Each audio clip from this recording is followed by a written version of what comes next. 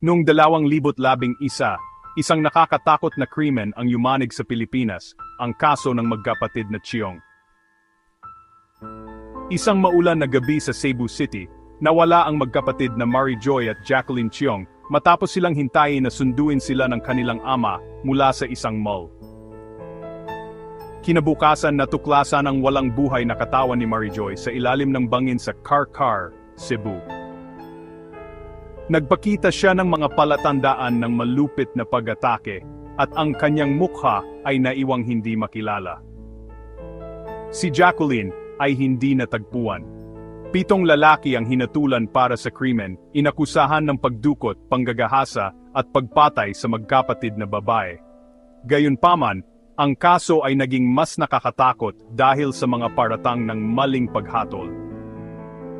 Ang ebidensya ay mahina, ang mga saksi ay hindi mapagkakatiwalaan, at ang ilan ay nagsabing ang mga tunay na salarin ay malaya pa rin.